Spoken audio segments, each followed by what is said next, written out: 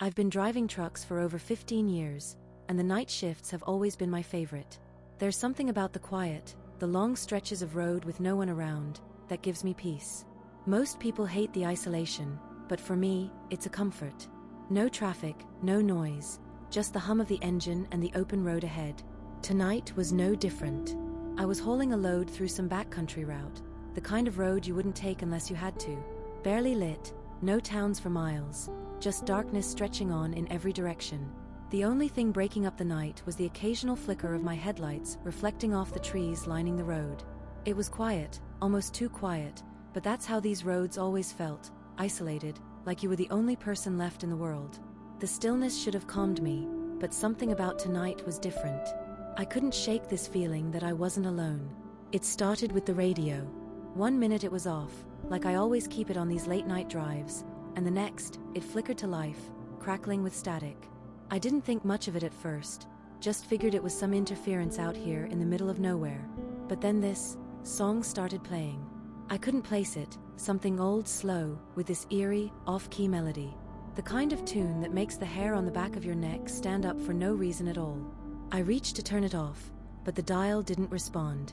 It just stayed on, the song looping over and over, each time sounding more distorted. And then came the whispers.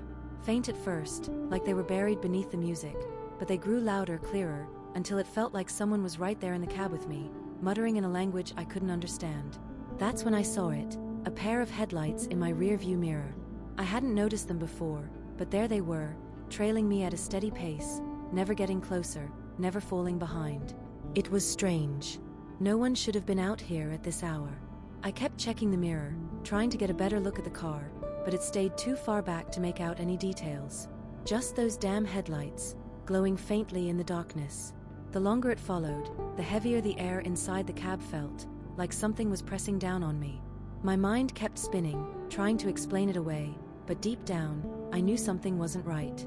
I needed a break. The radio, the whispers, and those headlights trailing me were getting under my skin. So when I saw a gas station up ahead, I decided to pull in. The place looked deserted, just a single flickering light over the pump and a beat-up sign that hadn't been touched in years. It was the kind of place you wouldn't stop at unless you were desperate. And well, I was. I got out, stretching my legs in the cold night air, but the whole place felt wrong. It was too quiet, not even the usual hum of bugs in the distance. I looked around, no movement, no other cars, nothing. Just that damn light flickering above me. I thought I was alone until I saw him. Out of nowhere, a guy stepped out from behind the station, wiping his hands on an oily rag. He didn't say a word at first, just stared at me with these hollow eyes that made my skin crawl. Finally, he spoke, voice low and rough. "You shouldn't be out here," he said, nodding toward my truck. "Strange things happen on this road, especially to truckers." I raised an eyebrow. "Yeah? Like what?" He shifted his weight, glancing around as if he didn't want to be overheard. "Disappearances," he muttered. "Drivers like you go missing. No one ever finds M. You'd be smart to turn back now." I wanted to laugh it off. Some small-town superstition, I figured. I wasn't about to let some creepy old guy spook me.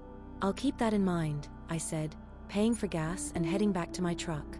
But as I got in, something about the way he'd looked at me lingered. Still, I shrugged it off. I had a delivery to make, and I wasn't about to let ghost stories slow me down.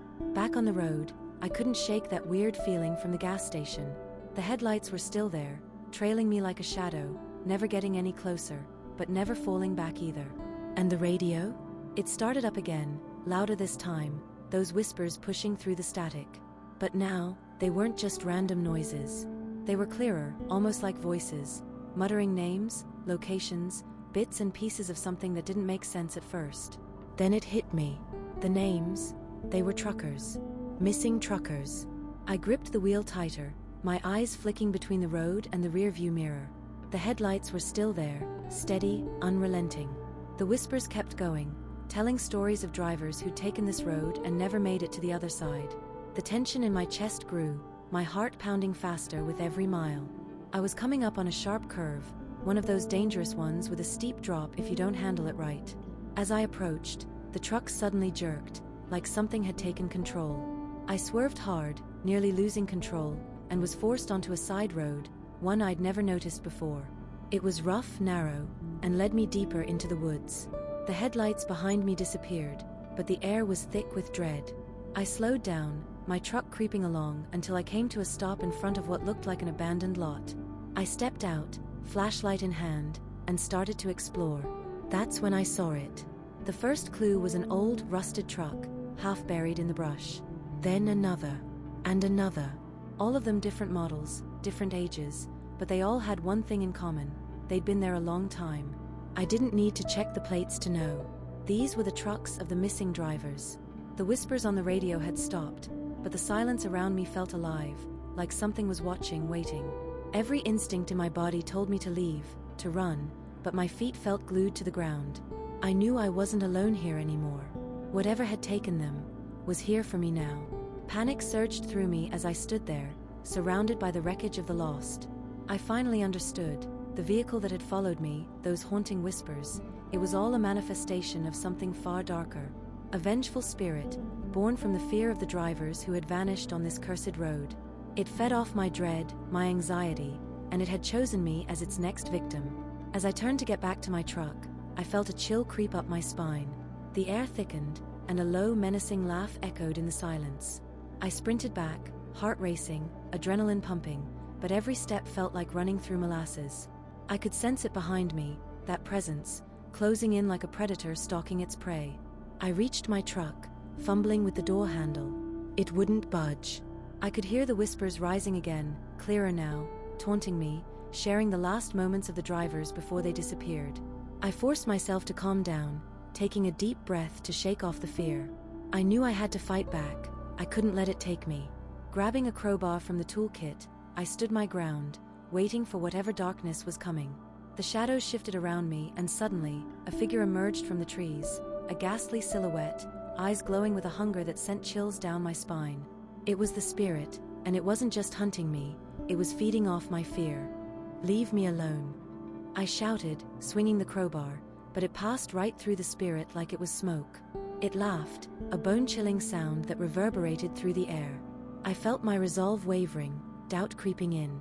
But I remembered the stories, the names, the drivers who had become its victims. I wouldn't join them. With a surge of determination, I charged at the spirit, my fear transforming into anger. "You won't take me," I yelled. And for a moment, I felt a spark of strength, a connection to those who had been lost before me. As I struck the ground with the crowbar, something shifted. The spirit recoiled, its form flickering like a candle in the wind. It screamed, a deafening sound that echoed in the night, shaking the very air around me. But the terror wasn't over. I could feel its anger, a force ready to retaliate. I dashed back to the truck, the engine roaring to life as I slammed the door shut. The spirit lashed out, but I was already moving, tires screeching against the dirt road as I barreled back toward the highway. I glanced in the rearview mirror, heart pounding.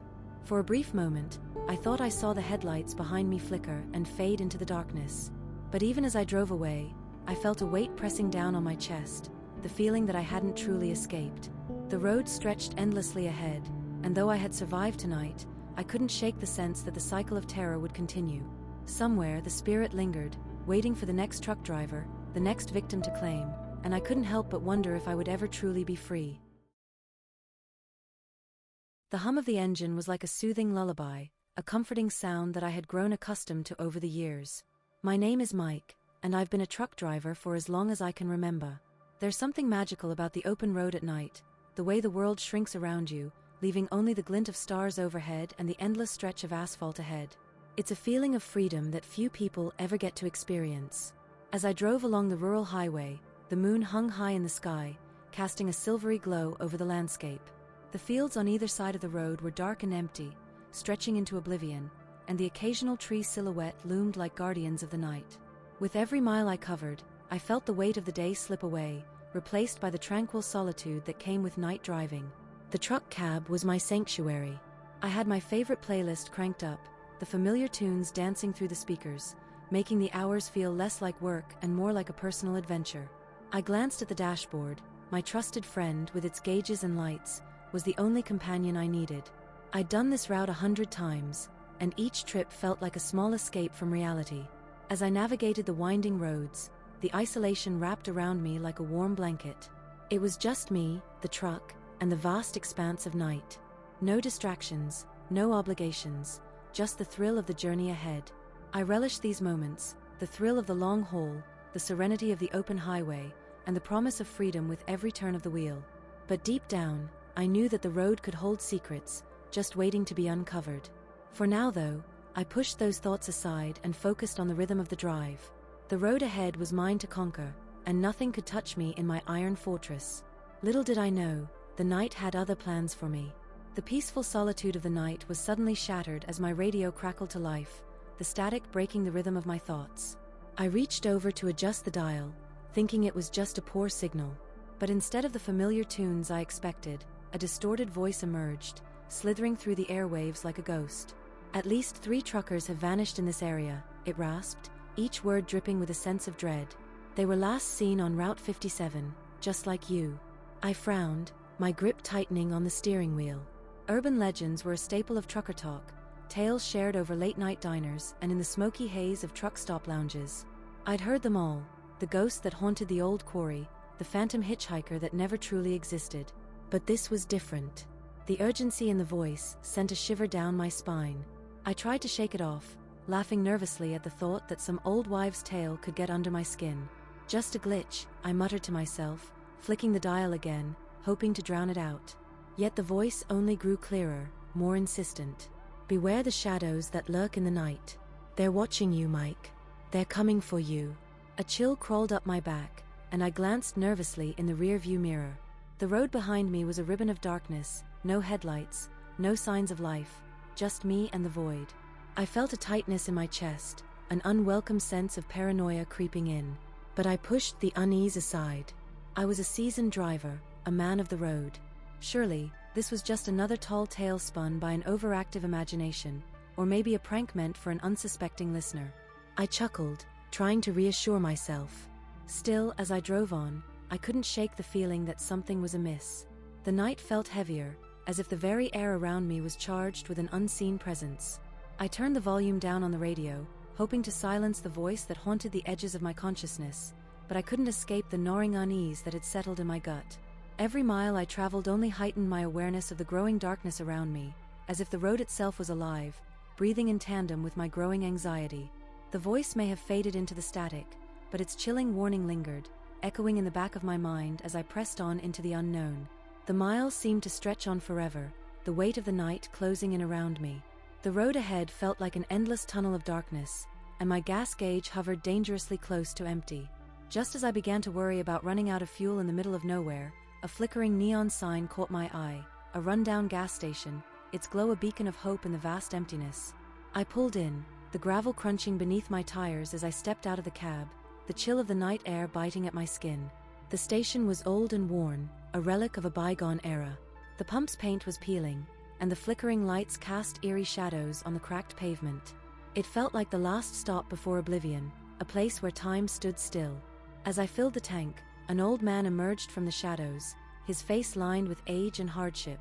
His hands were grease-stained, and his clothes hung loosely on his frail frame. He watched me with eyes that seemed to pierce right through to my soul, a mix of curiosity and something darker lurking behind his gaze. "Be careful out there, son," he said, his voice gravelly like the gravel underfoot. "You're not the first trucker I've seen roll through here at night." I nodded, trying to mask my unease with a polite smile.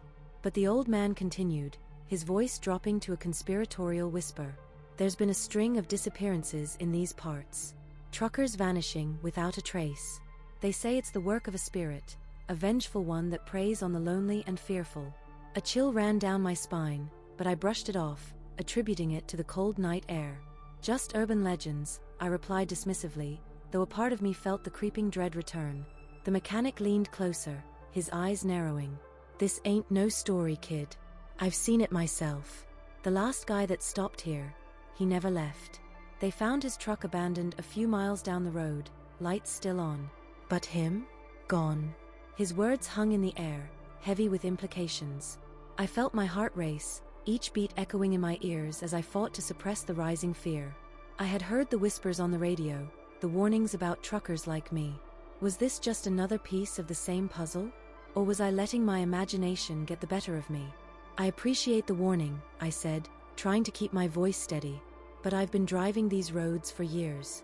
I know how to take care of myself. The old man shook his head, a sad smile on his lips. You might think you do, but the road can be a dark place. Just remember, when you feel the shadows closing in, it's already too late. I laughed nervously, feeling a mix of skepticism and fear swirl within me.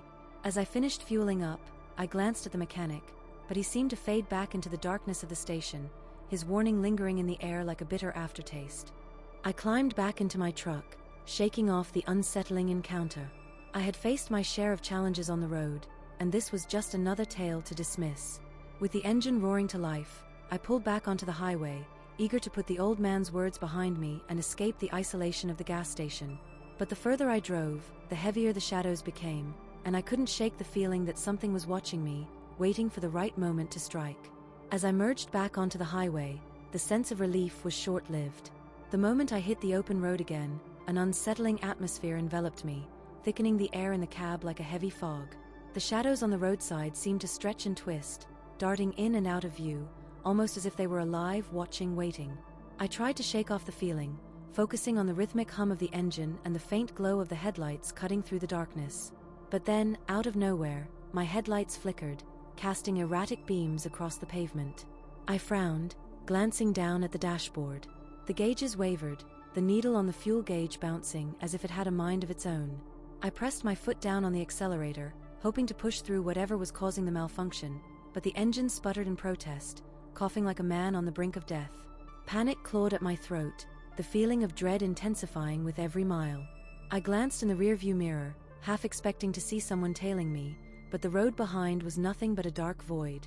Yet, an irrational fear gnawed at me, whispering that I wasn't alone out here. My instinct screamed that something was following me, lurking just out of sight, waiting for me to falter. The truck groaned as if it were sharing my fear, and I felt a cold sweat break out across my forehead. I tightened my grip on the steering wheel, forcing myself to focus. "Get it together, Mike," I muttered, trying to convince myself that I was just being paranoid. But the shadows along the road grew thicker, more oppressive, and I could almost feel their weight pressing down on me. I turned the radio dial, hoping to drown out the silence that felt deafening. But the static returned, the distorted voice slicing through the air once more, its tone low and menacing. "He's coming for you, Mike. You can't run from the darkness." My heart raced, each thump echoing in my ears as I fought to maintain control. "No, this isn't real," I shouted at the empty cab, my voice trembling. The truck's headlights flickered again, plunging me into darkness for a brief moment, and when they returned, the shadows appeared to inch closer, merging with the night like predators ready to pounce. I felt the grip of panic tightening around my chest, and I forced myself to breathe deeply. Just a few more miles, just get to the next town, I thought, desperation fueling my resolve. But with each passing second, the tension escalated, and the air became suffocating. Suddenly, the truck shuddered violently, and I felt the tires lose grip on the asphalt. I fought to regain control as the engine wheezed, the vibrations rattling my bones. "No, no, no," I cried out, fear clawing at my throat. The road stretched out endlessly before me, but in the depths of my mind, I knew that whatever was out there was closing in, feeding on my growing terror. I was no longer just a trucker on a lonely highway. I was prey in a twisted game of survival, and the darkness was eager to claim me as its next victim. The truck lurched one last time before it came to a grinding halt, the engine sputtering and finally falling silent. An oppressive darkness enveloped me, swallowing the feeble light that had been my only comfort. Panic surged within me as I fumbled for the key, but the lights remained dead, leaving me in a suffocating void. My heart raced as I scanned the darkness outside, each shadow seeming to writhe and twist in unnatural ways. I was trapped, stranded in the middle of nowhere, and I could feel it. The entity was here, lurking just beyond the edges of my perception. It was a presence unlike anything I had ever experienced, suffocating and malevolent, drawing closer with every heartbeat. "Get a grip, Mike," I whispered to myself, though my voice trembled as I opened the door and stepped into the darkness. I had to confront whatever was haunting these roads, whatever was stalking me. I stood there, my breath visible in the cold night air, and called out into the abyss. "Show yourself. I'm not afraid of you." But deep down, fear coursed through my veins like ice, gnawing at the edges of my resolve. And then I heard it, a whisper carried on the wind, chilling and seductive. "You can't escape the shadows, Mike. They know your fears."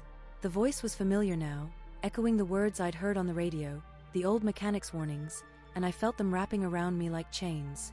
With every passing moment, the air thickened, and I could almost see the shadows coalescing into a form.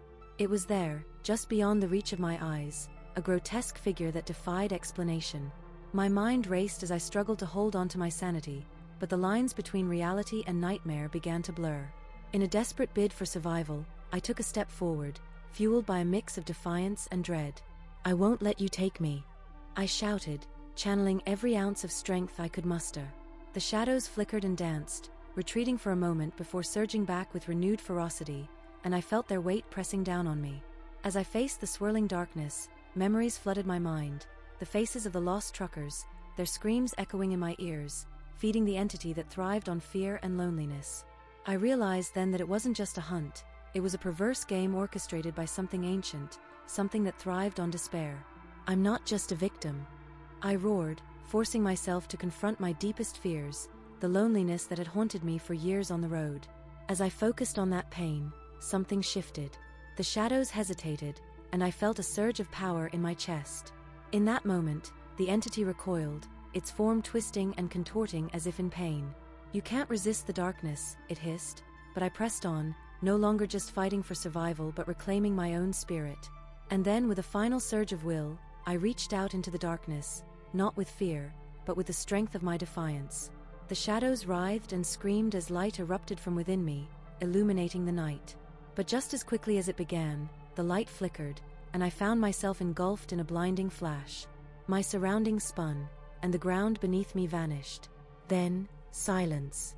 I woke up on the side of the road, the morning sun filtering through the trees, casting a warm glow over everything.